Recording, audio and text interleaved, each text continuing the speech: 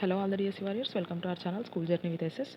So మనము మన free revision test సిరీస్లో భాగంగా బయాలజీ టెస్ట్లోకి అయితే వచ్చేసాము. సో బయాలజీ టెస్ట్ సిరీస్ అయితే రన్ చేసుకుంటున్నాము. సో ఈ రివిజన్ టెస్ట్ సిరీస్ గురించి చెప్పే ముందు మనకు జాబ్ క్యాలెండర్ అయితే రిలీజ్ అయిపోయింది. అండ్ ఏ నోటిఫికేషన్స్ ఎప్పుడెప్పుడు ఏ మంత్లో ఏ డేట్న మనకు నోటిఫికేషన్స్ అనేటువంటివి ఇవ్వబోతున్నారు అనేది క్లియర్గా వాళ్ళు డేట్స్తో సహా మనకైతే మెన్షన్ చేయడం జరిగింది.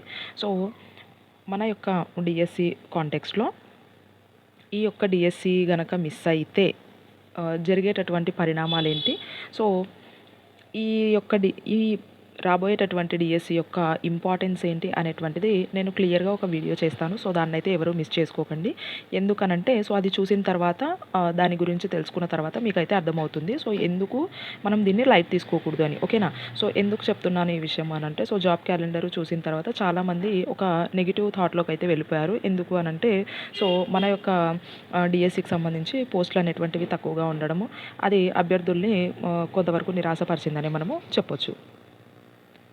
సో ఇప్పుడు పోస్టులు తక్కువగా ఉన్నాయి అని చెప్పేసి మనం కనుక రిలాక్స్ అయిపోయాము, సో లేదు నెగిటివ్ ఫీల్డ్లోకి వెళ్ళి మనము ప్రిపరేషన్ నుంచి రిలాక్స్ అయ్యాము అని అంటే, సో ఈ డిఎస్సి కనుక మిస్ అయితే మనకు ఏం జరుగుతుంది, దాని యొక్క పరిణామాలు ఏంటి, సో మనం ఏం లాస్ అవుతాము, మనము మళ్ళీ ఎక్కడి నుంచి స్టార్ట్ చేయాల్సి వస్తుంది ఏంటి అనేటువంటిది నేను మీకు క్లియర్గా ఒక వీడియోలో అయితే, సో షార్ట్ వీడియోలో నేను మీకు క్లియర్గా దాని గురించి చెప్తాను, ఓకేనా. సో ఇప్పుడు మనము మన టెస్ట్ సిరీస్లోకి కనుక వెళ్తే, సో మనము మ్యాథ్స్కి సంబంధించి అర్థమెటిక్ అండ్ మెన్సురేషన్ అనేటువంటివి కంప్లీట్ చేసుకొని ఉన్నాము, ఓకేనా. ఇంకా మనకు రిమైనింగ్ 4 యూనిట్స్ అయితే ఉంటాయి. సో మన నోటిఫికేషన్ వచ్చే నాటికి టెస్ట్ సిరీస్ అయితే మనం అన్నీ పక్కాగా కంప్లీట్ చేస్తాం, ఓకేనా. రైట్. నెక్స్ట్ తెలుగుకి సంబంధించి మనకు ఫిఫ్త్ క్లాస్ అనేటువంటిది టోటలీ కంప్లీట్ అయిపోయింది. అండ్ థర్డ్ క్లాస్ అనేటువంటిది 1 to 5 లెసన్స్ వరకు అయితే కంప్లీట్ అయిపోయినాయి. సో ఎవరైనా రాయని వాళ్ళు ఉంటే ఆ టెస్టులన్నీ కూడా మీరు రాసేసేయండి, ఓకే.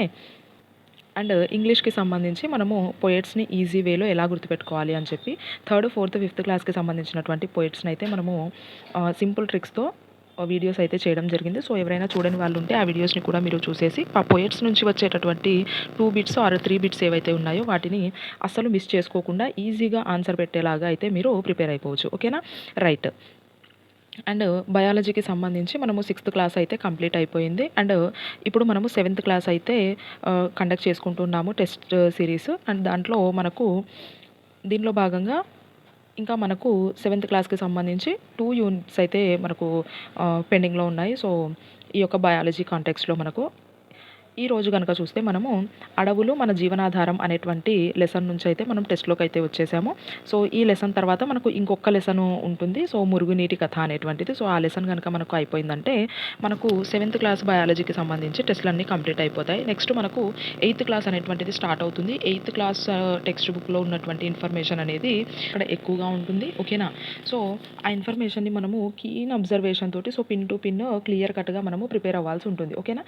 సో మనము ఇందులో అంటే మనకు అక్కడక్కడ ఇంపార్టెంట్ ఏరియాస్ అయితే మనకు కనిపిస్తూ ఉంటాయి 6th, 7thలో. సో 8th క్లాస్కి వచ్చేసరికి మనకు ప్రతి లైను కూడా మనకు ఇంపార్టెంట్గానే ఉంటుందన్నమాట అక్కడ, ఓకేనా. సో అక్కడ మనకు మ్యాటర్ అనేది ఎక్కువగా ఉంటుంది, ఇన్ఫర్మేషన్ అనేది ఎక్కువగా ఉంటుంది. వాటిని మనము చాలా జాగ్రత్తగా ప్రిపేర్ అవ్వాల్సి ఉంటుంది, ఓకే. సో దానికి తగ్గట్టుగానే మన టెస్ట్ సిరీస్ అయితే మనం డిజైన్ చేస్తాము. సో 8th క్లాస్కి సంబంధించి సో వేటికి తగ్గట్టుగా వాటికి మనం డిజైన్ చేస్తున్నాము. సో మన ఫ్రీ రివిజన్ టెస్ట్ సిరీస్ని ఎవరు మిస్ చేసుకోకండి, ఓకేనా. సో కొత్తగా మన ఛానల్ చూస్తున్న వారు మన ఛానల్ అయితే సబ్స్క్రైబ్ చేసుకోండి first of all for more test series. వీడియోని చివరి వరకు చూడండి, క్వశ్చన్స్ అన్నిటిని అటెంప్ట్ చేయండి, టెస్ట్ని కంప్లీట్గా రాయండి, ఓకేనా.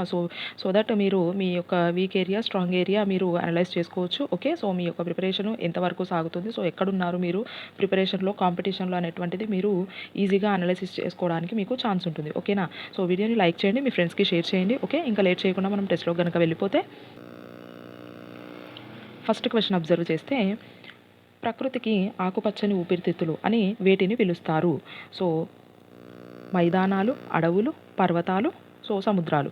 సో ఈ 4 ఆప్షన్స్లో ఇది వెరీ వెరీ ఇంపార్టెంట్ క్వశ్చన్. ప్రకృతికి ఆకుపచ్చని ఊపిరితిత్తులు అని వేటిని పిలుస్తారు అని అంటే మనకు ఆకుపచ్చని కదా, సో సింపుల్గా ఇలా గుర్తుపెట్టుకోండి, అడవులు. ఓకేనా. సో ఆప్షన్ 2 ఈజ్ కరెక్ట్ అనమాట. ఓకే. సో ఈ లెసన్ మనకు చాలా లిమిటెడ్గా ఉంటుందన్నమాట. సో ఇంపార్టెంట్ క్వశ్చన్స్ అనేవి చాలా లిమిటెడ్గానే ఉంటాయి. అందుకే నేను 2 లెసన్స్ని కలిపే టెస్టులు చేద్దాము అని అనుకున్నాను. బట్ ఏ దానికది సెపరేట్గానే ఉండని అని చెప్పేసి సో రెండింటిని సెపరేట్గానే కండక్ట్ చేస్తున్నాను. జస్ట్ మనకు ఒక 11-12 ఇంపార్టెంట్ ఏరియాస్ అనేటువంటివి ఈ లెసన్ వరకు మనం కవర్ చేస్తే సరిపోతుంది. నెక్స్ట్ క్వశ్చన్ అబ్జర్వ్ చేస్తే కాండం పైన ఉన్న చెట్టు యొక్క కొన భాగాన్ని ఏమంటారు? సో కాండం పైన చివరగా ఉన్నటువంటి చెట్టు యొక్క కొన భాగం ఏమంటాము దాన్ని అని అంటే చెట్టు శిఖరము అంటాం. ఓకేనా. సో టెక్స్ట్ బుక్లో ఈ వర్డ్ మనకు మెన్షన్ చేసి ఉంటారు క్లియర్గా. సో దాన్ని మనము చెట్టు శిఖరం అనేటువంటి పేరుతో పిలుస్తాము. నెక్స్ట్ క్వశ్చన్ కనుక అబ్జర్వ్ చేస్తే పొడవైన చెట్ల కొమ్మలు అడవిలోని ఇతర మొక్కలపైన పైకప్పుగా ఉంటాయి. సో ఈ పైకప్పు నిర్మాణాన్ని ఏమంటారు అనంటే సో మనకు చెట్లన్నీ కొన్ని చెట్లు చిన్నగా ఉండేటటువంటి చెట్లు ఇలా కింద ఉంటాయి. సో పొడవుగా ఉన్నటువంటి చెట్లు ఏవైతే ఉన్నాయో సో అవి వాటి మీద ఇలాగా పైన ఒక పైకప్పుని ఏర్పరుస్తాయి. సో ఈ పైకప్పుని ఏమంటాము అంటే పందిరి. ఓకేనా. సో ఈ పైకప్పుని పందిరి అనేటువంటి పేరుతో పిలుస్తామని చెప్పి మనకు ఈ లెసన్లో క్లియర్గా మెన్షన్ చేసి ఉంటారు. సో దీంట్లో మనకు టర్మినాలజీ అనేటువంటిది కొంచెం ఇంపార్టెంట్. ఓకేనా. రైట్. నెక్స్ట్ క్వశ్చన్ అబ్జర్వ్ చేస్తే కుళ్ళుతున్న పదార్థం క్రింది విధంగా ఉంటుంది. సో వెచ్చగాన, చల్లగాన, ద్రవంగాన, గట్టిగాన. సో కుళ్ళుతున్న పదార్థం మనకు ఎప్పుడు కూడా వెచ్చగా అనిపిస్తుంది. ఓకేనా. సో ఆప్షన్ 1 ఈజ్ కరెక్ట్ అనమాట. రైట్.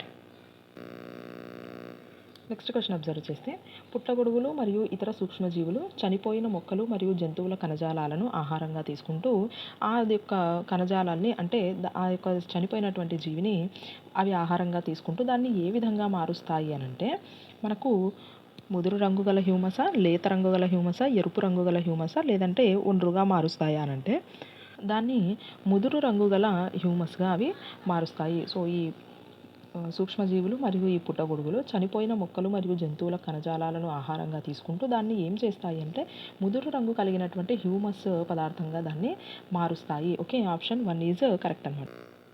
నెక్స్ట్ క్వశ్చన్ అబ్జర్వ్ చేస్తే అడవులలో ముఖ్యమైన పాత్ర పోషించేది ఏవి? సో జంతువుల, పక్షుల, కీటకాల, విచ్ఛిన్నకారుల. సో మనకు అడవులలో ముఖ్యమైన పాత్ర పోషించేవి విచ్ఛిన్నకారులు. ఓకేనా. సో ఆ చనిపోయినటువంటి జీవులు ఏవైతే ఉన్నాయో వాటిని ఇవి ఆహారంగా తీసుకుంటూ దాన్ని ఏం చేస్తాయి మరలా ఆ యొక్క భూమికి సో అంటే అడవిలో ఉండేటటువంటి నేలకి ఆ పోషకాలు అనేటువంటివి వెళ్ళేలాగా ఈ యొక్క విచ్ఛిన్నకారులు అయితే మనకు సహాయం చేస్తాయి. ఓకేనా. రైట్. నెక్స్ట్ క్వశ్చన్ అబ్జర్వ్ చేస్తే చెట్ల వేర్లు మట్టిని పట్టి ఉంచడం వల్ల కలిగే ఉపయోగం ఏమిటి? సో మనకు భూమి లోపల వేర్లు అనేటువంటివి ఇలా ఉంటే ఇవి ఏం చేస్తాయి అంటే మట్టిని బాగా పట్టి ఉంచుతాయి. సో ఇలా పట్టి ఉంచడం వల్ల ఏంటి ఉపయోగము అని అంటే నేల కొట్టుకుపోకుండా ఉంటుంది, హ్యూమస్ ఏర్పడదు, నేల సారవంతంగా ఉంటుంది, హ్యూమస్ ఏర్పడుతుంది. సో మనకు ఇలా కొంచెం పాజిటివ్ ఆప్షన్స్ ఏవైతే ఉన్నాయో సో అవి ఎక్కువగా కనిపించినప్పుడు మనం కన్ఫ్యూజ్ అవ్వడానికి ఛాన్స్ ఉంటుంది. సో అలా కన్ఫ్యూజ్ అవ్వకూడదు అని అంటే మనము కాన్సెప్ట్ అనేటువంటిది మనకు క్లియర్గా తెలిసి ఉండాలి. ఓకేనా. సో వేర్లు మట్టిని పట్టి ఉంచడం వల్ల మనకి ఏంటి ఉపయోగం అంటే నేల అనేది కొట్టుకొని పోకుండా ఉంటుంది. ఓకేనా. సో ఆప్షన్ 1 ఈజ్ కరెక్ట్ అనమాట. సో నేల అనేటువంటిది కొట్టుకుపోకుండా ఉండడానికి మనకు ఈ వేర్లు అనేటువంటివి మట్టిని పట్టి ఉంచడం వల్ల ఆ యొక్క ఉపయోగం అయితే మనకు ఉంటుంది. Okay. Right. Next question observe చేస్తే క్రింది వాటిలో సరైన జతను గుర్తించండి. సో వెదురు అనేటువంటిది జిగురుకు ఎగ్జాంపుల్, సీసం అనేటువంటిది కలపకు ఎగ్జాంపుల్, అండ్ వేప చెట్టు అనేటువంటిది ఔషధానికి ఎగ్జాంపుల్. సో మనము ఒకసారి వీటిని అబ్జర్వ్ చేస్తే సో ఇవన్నీ కూడా మనకు సరైనటువంటి జతలే అనమాట. ఓకేనా. సో ఆన్సర్ ఏమవుతుంది అని అంటే పైవన్నీ ఆప్షన్ 4 ఈజ్ కరెక్ట్ అనమాట. సో వెదురు చెట్టు నుంచి మనకు జిగురు లభిస్తుంది, సీసము చెట్ల నుంచి మనకు కలప లభిస్తుంది, వేప నుంచి మనకు ఔషధములు అనేటువంటివి లభిస్తాయి. సో పైవన్నీ కరెక్టే. ఓకే. నెక్స్ట్ క్వశ్చన్ అబ్జర్వ్ చేస్తే క్రింది వాటిలో సరైన ఆహార గొలుసును గుర్తించండి. సో సరైనటువంటి ఆహార గొలుసును గుర్తించండి. ఇది వెరీ వెరీ ఇంపార్టెంట్ క్వశ్చన్. మనకు ఆల్రెడీ ప్రీవియస్ టెట్లలో కూడా ఈ క్వశ్చన్ అనేటువంటిది రిపీట్ అయ్యింది. ఓకేనా. సో ఇది గుర్తుపెట్టుకోవాలి మీరు. సో దీనికి కరెక్ట్ ఆన్సర్ కనుక చూస్తే గడ్డిని కీటకం తింటుంది. సో ఆ కీటకాన్ని కప్ప తింటుంది, ఆ కప్పను పాము తింటుంది, సో ఆ పామును గ్రద్ద అనేటువంటిది తింటుంది. సో ఆప్షన్ 3 ఈజ్ కరెక్ట్ అనమాట. ఓకేనా. సో సీక్వెన్స్ అనేది మనం ఒకసారి చూసుకోవాలి. ఓకే. రైట్.